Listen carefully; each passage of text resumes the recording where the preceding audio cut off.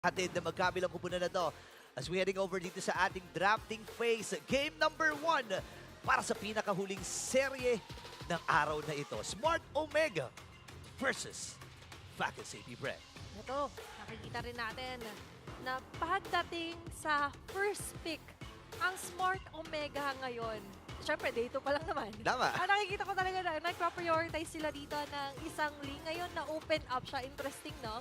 Na pinakawalan din to ng side ng Falcons sa APBM. But by seeing their first 2 picks naman, parang understandable kaya pala. Kasi, again, kung maalala natin, noong mga panahon na Ling pa ang inilalabas, naghahanap talaga ng something na pwedeng pang-pick up. And yung Jawhead, ang isa sa mga heroes na ipinantatapat talaga doon. Pero ngayon, parang ni-reveal na kagad ng Falcons AP Brand yung magiging jungler nila dahil meron silang Zushin. Kumuha sila dito ng Julian. Pwede bang ito ang maging jungle? Kyle TZ Julian nga ba ito?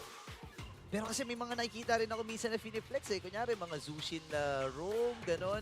Pero, I mean, medyo ano siya, medyo hindi siya yung personality na meron talaga ang Falcons sa AV Brand. Pero let's see kasi may flexibility talaga na dala-dala ito. Habang sa kabilang panig naman, ang Smart Omega ay kumuha ng Claude.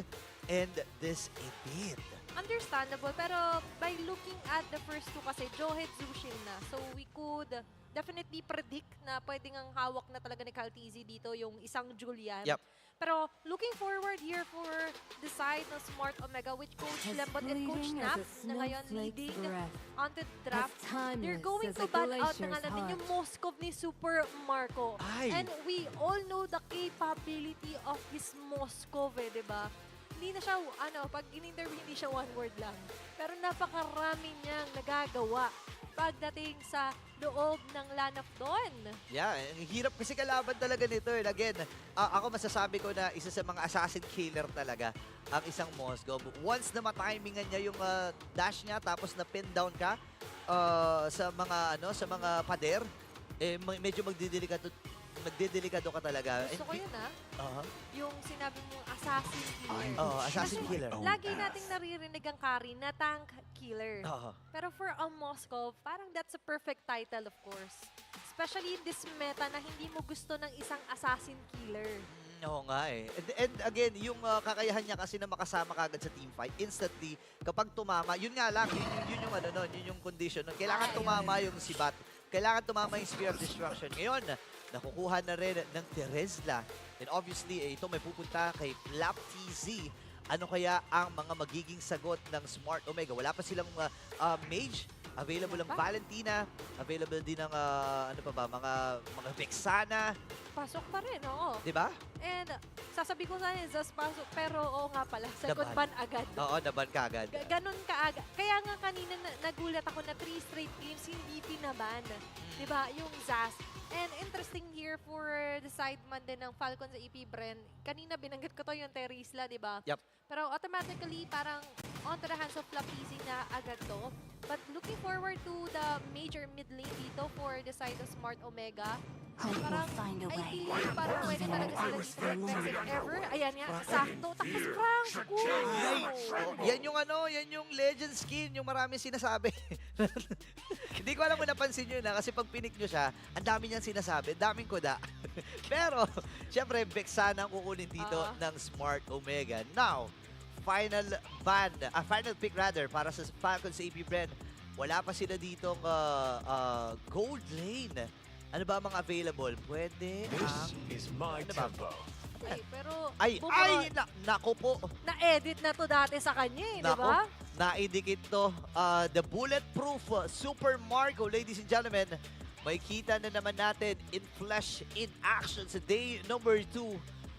Falcons AP Brand and Smart Omega. Magiging matindi itong laban na to. Speaking of assassin killer pala, isa rin to sa mga heroes na pwede tumapat sa isang assassin. Naku, may talaga namang masasabi natin na when it comes to comfortability and mastery, isa talaga si Super Marco sa mapapasok agad sa isip mo pag sinabi, sino ba ang pinakamagaling na Brody user? Ayan. Dito, di ba?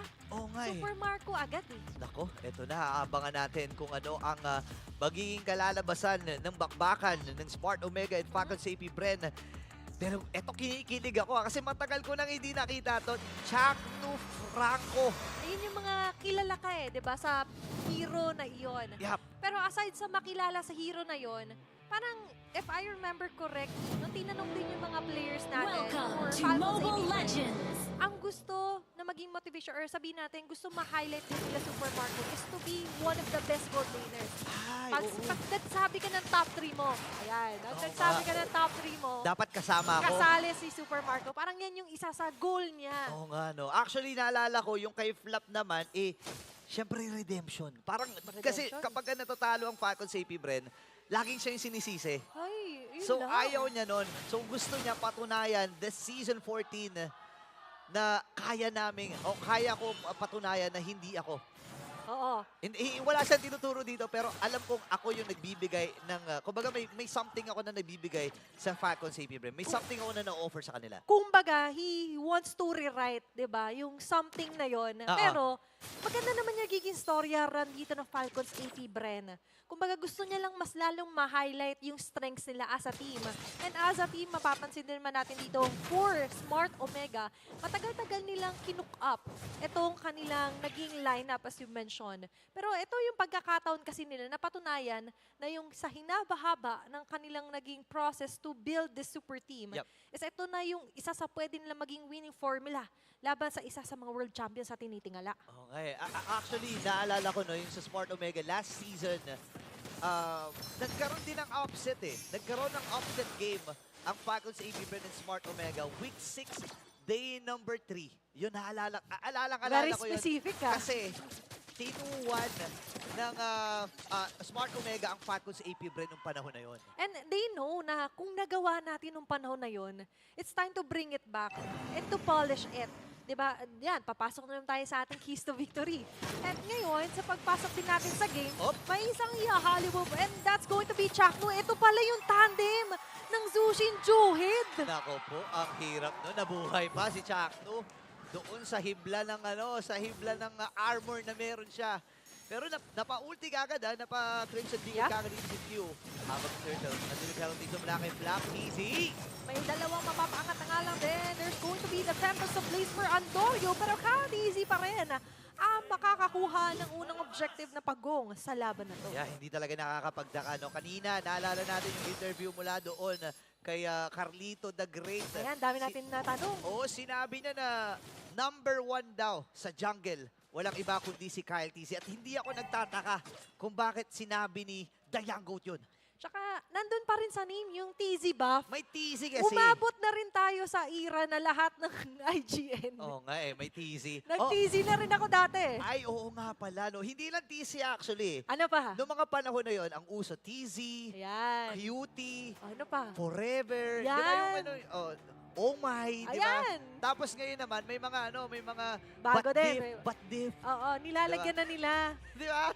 Kinokontra na nila Ang eh. dami mga surnames, pero syempre, nakita natin ngayon ang mga fans, no? Ang ating mga kabarangay na nakasuporta, of course, sa Smart Omega. Yan. Ito yung mga bago. Ito yung mga bagong kabarangay. Ayan. Pwede kayong kumaway, mag-flex. Ayan, oo. Ayan. Ay. Hey. Ito naman para sa Falcons AP Bren. Ay, naka-OG siya na jersey ng Ngipy Bren. Ay, ano ba yan? Season ano ba yan? Season 10 ba yun? Oo. Parang season 10 ata yun eh, no? Parang M2 era yata yun kung yung nagkakamali. Grabe naman. Ayan, so mararamdaman natin talaga no, nag-i-enjoy kasama ang families, kasama ang friends, kasama din of course ang mga loved ones. Ayan, nakita natin, Ka-work mo man, pwede. Ka-workmate, di ba? Diba? Ang bonding nyo is manood ng MPL. Di ba? Nakita nga tayo kanina, nasa MPL, nanonood ng MPL, naglalaro ng ML. Yun ang Di ba? Isipin mo ML. yun. Isipin mo yun, di ba? Or kaya pumunta ka sa MPL para maglaro sa fancy klaban. Pwede yun. Makipag 5v5 sa iba pang mga fans ng iba't ibang MPL teams. Oo, kaya ikaw na nanonood ngayon, pumunta ka na dito. Tinuro ko na kung paano eh. Pumunta ka na sa Green Sun Hotel. Okay, Sakay ulitin ka ng ulit. MRT, punta ka ng Magallanes, Ay, ang baba ka ng galing. Magallanes. Ay, ganda. Oh. Grabe naman. Shoutout sa'yo, ate. Shoutout po sa'yo. Sa, ano Grabe yan, yung fan talent. art? Oo, yung Gra- talent niya, no? Alam mo ba, mahirap talaga mag-drawing. Ayan, yan. Ayan, grabe naman.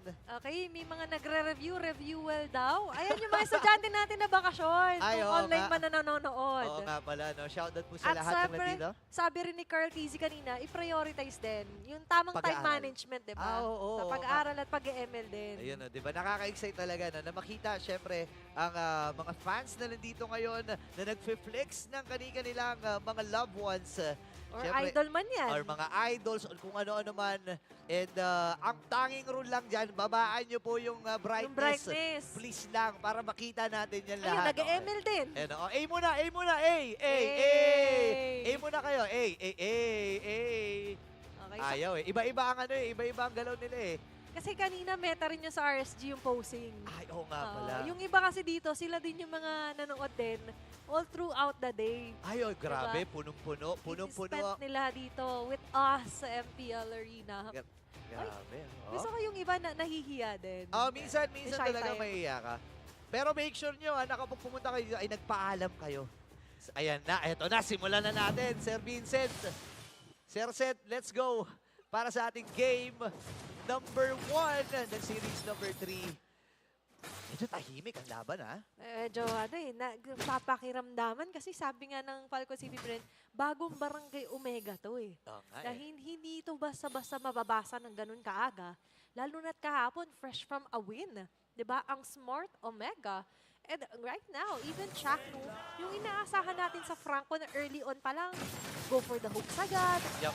go for the hatak. Pero ngayon parang tinitimpla pa nila. Tinetest muna nila ang waters laban dito sa Falcon sa AP. May tansyahan munang nagaganap. And nakita naman natin no, na na-secure ng Falcon Safety Brand yung unang turtle ng laban na ito. And gusto ko yung ginagawa ni Owen. Nagiging super active siya. And Chakno, nakabang din sa may tore. Any moment, pwede humugot ito. Meron na rin siyang ultimate. Ayan na. Wait lang. Ay, papasok ata. Uy, dinala na doon si Ryota. Walang masyado tatamaan yung trajectory niya doon with his edit. Pero kung papansinin natin, iba yung plan in mind actually dito ni Andorio. Parang hinahayaan niya na lang. Pero sabi niya, ay okay lang. Instead, mapapansin natin for Falcon sa AP Brand, mas naging advantage pa sa kanila na medyo na-delay ng konti doon sa pagbalik si Andorio. Nako, eto na naman. May mini-game na naman sa loob ng game. Ginagawa na namang Lord yung purple buff. And alam naman natin no, for the longest time, kapag kalaban mo ang link, even though na-adjust na to, Ang dami ng adjustments. Oo, yung mga energies, binabaan na, but still, kailangan pa rin ng energy, kailangan pa rin ng purple buff ng isang link. Ngayon, uncontested turtle na naman. Grabe naman tong Falcon sa AP Brand, di ba? Everywhere they go, talagang maaalala mo na wait lang. May Ogwin na nagtatago. Hindi ka pwede basta-basta mag-stay put onto one place. But staying in one place nga lang, yun yung isa sana sa pwedeng puna nandito ni Chakno. Kaso nga lang, each and every brush na pwede sana niyang pagtaguan is laging nauuna si super punctual na Ogwin. Okay. Tsaka, ang ganda ng, kumbaga, ang naging goal lang dito ni Chakno, hindi ko kailangan kumapit or magbigay ng vision, pero mamaya natin kasama niya! Ay, naku nga lang. Kyle TZ go for the dive against Ukir. At ngayon uukit nga lang din. Ang pagkuha ng kill, medyo makakancel out na nga lang din yung paghatak doon Q with the Purify. Wow. Hindi magsasucceed sa plano na ng Smart Omega, but instead Falcon sa AP Brain. Real quick lang. Yeah, gusto ko lang sabihin na yung nangyari doon, lumapit si Ogwen doon sa tore para siya yung maging target. Ginagil nila ng maayos na takedown nila si Job. Pero hindi nila nakaligdaan nata nila yung macro mechanics ng isang link. At na-takedown na nga yung Torres sa itaas. Saka yung ginawa din doon ni Few na binibait niya yung sarili niya. Kasi he's very confident na hindi rin naman siya basta-basta maabot. Kung maabot na siya mahatak, kahit mag-flick or hatak pa dyan si Chakno, kung meron naman siyang Purify, eh kayang-kaya. But on the other hand, yung isang makulit, binigyan agad dito ni Andorio ng isa. Grabe, nararamdaman kagad. At ito na kaayumog! Pinagkakagaan na nga lang din dito ni Lockdown. Lahat nilatag just to get that kill. Hindi nakapindot ng attack button doon si Black TC. Sa dami ng crowd control after nung hook, may bloody hunt. Ayan na naman Ayan na yung hook! naman! Sunod-sunod na nga yata. Medyo umiinit ang makina at kamay dito ni Chaknu. Grabe si Chuck Mamba. Ako, nakakamiss lang talaga na makita yung mga Franco heroes from Chuck Mamba. Ngayon, andun na naman yung pagtalon. Kaso isa mahuhuli dito for the side of Smart Omega and that's going to be Chaknu falling down. Andorio with a turtle, bonus pa ng isang pitas kay Ogwin. Naka-plus 1 pa, pero si Kyle TC parang hindi ata susuko dito. Super Marco and Flap. To the rescue na rin sa may middle. Ang goal ata nila ay patumbahin yung Toro din sa may middle. Pero si Jom ay sumisilip din. Ako, ito na May si Atoy. isa! Nabiktima yata doon si Flap TZ. At ito yung kaya siya nakatawag na Atoy Arda, hindi lang bilang Rio. Nagtatransform na. Oo, may Anita Win. Ano ba yun? Basta Athena yun. Maxwin. Athena Maxwin. Si Ryota, Atoy R. Kaya nga, yung mga fan niya, tinatawag Atoy Army. Ay, oo nga. Hindi lang si Dilar ang may army, kundi si Atoy R din. Ay, pumapalag. Dalawang XP lane, di ba? Ah, di ba? Dalawang kilala. Kung may general, ito naman, si Atoy Army. Atoy. Ayan. Pero ito, tutukan muna natin kung paano yung magiging galaw. Battle plan for Smart Omega. Yung pakunti-kunting pagtita sila ngayon, ang bilis nila na Grabe. na-equate on to objective. Tingnan mo, we are down to the second tier turret na pala sa top lane. Uy, pero may nagmamatsyag dun sa may bandang ibaba. Inaantay Ina- ata si nagtatago, Andorio na sumilip. Nakita na niya, Super Marco. Nakamadyak din. Bawal Then lumabas si ang paa. Ano ba? Yan na! Ayun na! Nandun nga lang ang Tempest of Blades. Habang si Super Marco hindi pa rin nagtatantan sa kanyang posisyon. Ay! Kaso yung ultimate burrito. Hindi tumama yung torn apart memory. Sayang ang pagkakataon. Pero na-steal naman yung orange buff dito ni Super Marco. Pero si Chuck Mamba kumagat! May isa siyang makukuha dito. That's going to be Q na mamuforce yung kanyang ultimate. Jom on the back lanes with a blazing duet. Pero babalik na nga lang din. Hindi sapat yung damage nila to throw down members of Falcon City. Brennan din yung concealed play. Pero wala na tayong makikitang follow-up from both of our teams. But instead, magpo-focus sila dito sa may bandang gitna na may isang may ejector. At seriota nga lang yan na ngayon. Mapapatay na nga lang din ni Super Marco. Smart Omega right now. Kahit na very aggressive sila, medyo kinakapos si Andorio. Yung Ay! plano niya namang backstab, hindi mangyayari. Ay, sayang ang pagkakataon. Nasungkit, parang mangga. Sinungkit doon sa may bato. Sinungkit doon sa may pader. Kita ni Kyle TZ, may hinog na mangga na dito ah. Parang hinog na mangga. Ito si Andorio sa nangyari na yon. Sakto enhance the chain ni Kyle TZ na pababa. Doon sa tinutugtungan. Sakto eh, Ito si kinadena Andorio. yung paa eh. Sakto, di ba? Sobrang sakto, pero sakto din. Dahil 13k na lang yung buhay nun. Ang bilis! Ang bilis na tutulawin dito si Kyle TZ makakuha ng Lord. Ang bilis ng mga pangyayari pero si Ryota dito makakaligtas pa rin naman. Habang doon sa pinakadulo, meron naman pinagtutulungan. And that's going to be Flap TZ. Isa-isa na sila nagbabagsakan dito. That's going to be a 2-for-1 for Falcon CP Bren na ngayon. Leading against Smart Omega na hindi pa yata doon nagtatapos ang lahat dahil humahabol dito sila Andorio on the view with a mega kill. Mukhang dadalawa pa nga yata siya doon pero medyo nahuli siya doon. Nilawag Isa ng pa. Supermarket na nag-conceal play pero hindi yata nila abutan. Umikot sila dito sa jungle side pero hindi lilingon ng Smart Omega sa kanila. Grabe, wala nang lingunan. Takbo na lang kagad para dito kay Andorio. Wala rin siyang energy doon para makipaglabanan. And ang Falcon sa AP Bren, nagkaroon ng sabihin natin swing. Yung gold lead, 3.1k. Kasama pa nila yung level 1 na Lord. Remember, hindi yan yung luminous na tumatalon, yung tumadamba. Mabilis na madedepensa nito ng Smart Omega. Pero gusto ko yung nangyayari dito. Gusto ko yung pinapakita at pinapamalas ng mga mid-lane natin. Pero mamaya na kasi yan. The Force and Tempest of Blade is going to be a 4v1! Kinagat! Si Kyle si Andorio with the shutdown! Kaso magiging trade-off na lang dito ng Falcon sa Ibibren. Kumuha na lang tayo ng Torre. Dito talaga magaling ang Falcon sa AP Bren. Kapag ka nalulugi sila, lagi silang may mga kaharap na trade. Lagi silang naghahanap. Pero Shadow R, nilaban na ata itong primer run ay gagamitin na nga rin. Pero nandyan sa harap sila Super Marco with a point memory. Nandyan na nga lang din si Jom here with a blazing duet. Nagbibigay ng damage. Hooker nga lang ang una Sipyo! nila tatanggalin. Pag Sipyo naman doon ay tatanggalin na nga lang din ng mga members sa Smart Omega. 3-4-1. Habang si Andorio gusto sana kumuha ng isa makakasalubong si Pyo. That's going to be a kill. Habang nakikipag 2v1 siya dito, kinukuha lahat ng mga blades. There's frozen, pero makakaligtas pa rin doon sila Flop Dizzy! Buhay pa rin si Flop, ladies and gentlemen. Grabe ang mga galawan ni Andorio doon. Gusto ko yung biglang may split second din na hindi humihinga yung audience. Kasi inaabangan nila makakatakas ba? Naramdaman mo rin right after ng Winter Crown. Ito din panoorin kagad natin sa Infinix instant replay. Pasok dun si Andorio, nakuha niya si Pew. Pero ang ganda din ng injector play And nagamit na yung Tempest of Blade. Tumiming lang talaga right after Grabe, nun. Napakaliit ng buhay. Hindi na rin nag-attempt si Andorio kasi baka nga naman may punto doon sa magiging laban na 2v1 na mabaliktad pa siya, ma-outplay pa siya. Grabe nung facet. Medyo napaano ko rin, buwelo.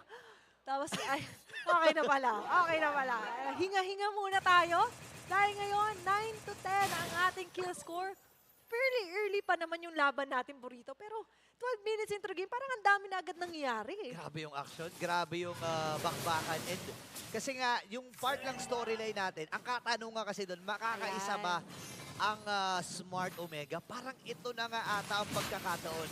Kasi napa-Winter Crown na rin dito si Chuck Mamba. Naku po! Naku, naabutan. Mukhang ang call na lang dito ng Falcon sa EB Bren ay parang pwede tayong pumasag. Nag-angat ang mga minion wave. Although technically, Smart Omega nakakuha man ng Lord. Pero kasi mabilis lang tumatutunaw ng Falcon sa EB Bren. Kaya lang, kailangan nilang matyagan dun sa may top lane. Ito yung macro mechanics na meron ng sinding. Sasalubin na kagad yung Falcon sa AP Brent. Itong Lord na ito na Luminous. Makakabasag dun sa may top lane. Actually, meron pa silang next wave Pero again, ay di, wala na pala silang next wave. Wala na. Kaya lang ang problema na kung napabayaan yung baba. Andorio. Grabe no, Andorio ngayon naabutan ng penalty zone dito ni Flop Dizzy. Kasabay pa nga lang din yan, i-ejector out siya para makaligtas. Habang si Super Marco naman ngayon nakikipagbakbakan. Boy pa! Slow, gawin pa nga natin dalawa. Ryota with a double kill. At si Dizzy pagkakagatin dito ng Smart Omega. 3 members down. Tatlo ang bagsak. Si Pew na lang at si Super Marco ang natitira. Joe, bumili na rin dito ng Wind of Nature for added survivability. Pero na-hook up! Okay lang. Kalma.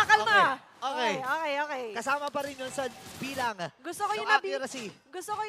nabitin yung wait lang. May Winter Crown nga pala. Or Di, rather, may may Purify. Purify. Tapos kanina, dalawa na yung tatantos sa pang-highlights natin, ha? Grabe. Pero for Smart Omega, kakatok na sa base, Burrito. Okay, ayan na naman! Ayan na naman! Mainit ang tarima dito para kay Jack, no? Woken will fall down. Nandiyan si Andorio with the Tempest of Blaze. Pilit niyang pinipilit dito. Nabutin si Super Marco.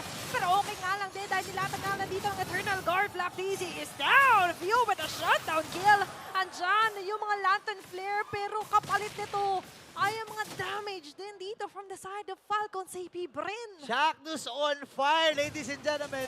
Grabe naman yung kamay na to. Tatapusin ata nila. Uy, didiretso na nga lang din sila dito. Dalawa matitira dumepesa dito sa Falcon CP Bren, but not for long.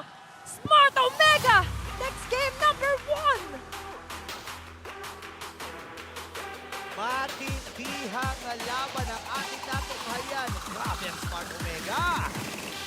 Bang klase.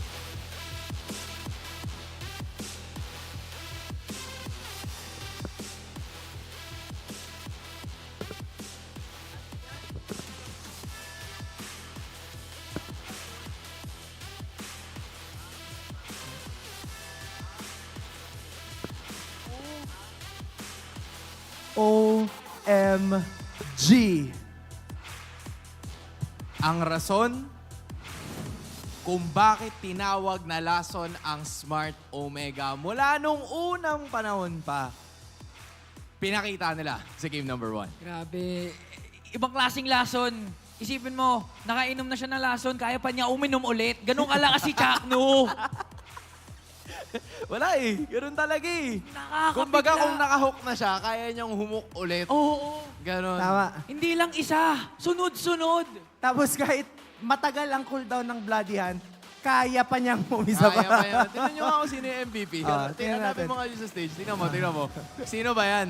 Alam Oh. niyo na! Siyempre naman! Isa pa nga, Chuck. Isa pa. Paano yung... Yes! MVP of game number 1 ay walang iba kundi ang kamandag ni Jack Mamba gamit yung Franco. Chuck Mamba for a reason, and now that he took the helm to be the captain of the barangay, he truly cemented as to why he became the MVP of this game. From beginning to end, all of the iron hooks were crucial. To the point na kahit ang daming dash na mga kalaban niya, kumukonekta yung mga iron hook. And even though may mga times na hindi kumukonekta, it doesn't even matter. Kasi ang kailangan niyang gawin ay mag-flicker Bloody Hunt. And what a better way to be able to respond against an assassin than to have a hero that has the highest potential for a lockdown. That's a Franco and a Kaja. So this game, pinakita sa atin ni Chuck Mamba just how Franco is still viable now in this current meta. Hindi natin nakikita as much na ginagamit ang Franco na to, but if used properly and with the proper lineup within your team, makikita natin just how effective he is. But then again, more than Chuck Nu, also I just want to give props to the performance coming from Andorius Ling. Respect the kid because he was flying all around the map, giving space for his team, but at the same time, dishing out damage output against their opponent to the point na hindi na nagkakaroon ng ability yung FCAP to respond to whatever rotation OMG has been doing. All of the Tempest of Blades, kung bibilangin nyo, lahat ng possibility na mag 4 blades 4 blades ginagawa ni Andoryu, and of course, the rest of their team, because of the space given to them, it was easier for them to move around the map with the confidence na lahat ng nasa barangay sama-samang lalaban sa ating laban. Kaya naman, nakuha man ng FCAP yung early game momentum, it was easy for them to be able to bounce back because one, the space given to them by Andoryu, but also number 2, because Chuck Nu was at the helm leading his team. And merong possibility, yes, na i-counteract yung Bloody Hunt coming from this Franco, but Okir, Ryota, ang bilis nilang naka-crowd control yung kanika nila makalaban with the Eternal Guard, with the Deathly Grasp, and even yung mga buhat factor coming from this Edith. Kaya naman si Jom, sobrang confident niya na, okay, dive in tayo sa likod kasi yung mga damage dealer as well as yung mga frontliner ng FCAP, bawas na natin. Alam na natin na kaya natin silang bigyan. And again, even in the series that we've mentioned kanina, one of the goals of an assassin is really to rack up as much gold as they could, which is why Andoryu proved to us just why he was able to use the link properly. Kasi nakikita natin na siya yung nagsasplit 4-man lagi yung side ng Smart Omega, and when the time comes, ang gagawin ni Andoryu, siya yung babawas dun sa mga low na members ng side ng FCAP kasi alam niya, wala ng skills, wala ng spells,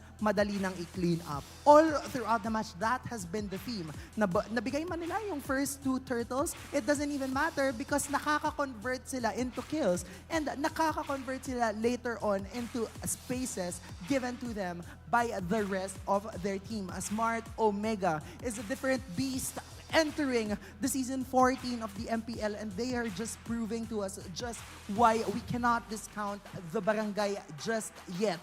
Smart Omega, pinapatunayan nila sa atin na talagang kayang-kaya pa, and the chemistry that they've built all throughout the seasons without even changing their lineup, it has all been proven effective. We've been talking about this right from the start of the panel na walang naging gaanong karaming changes in terms of both of these teams. But again, Smart Omega, kung nagkakaroon ng sarili nilang turang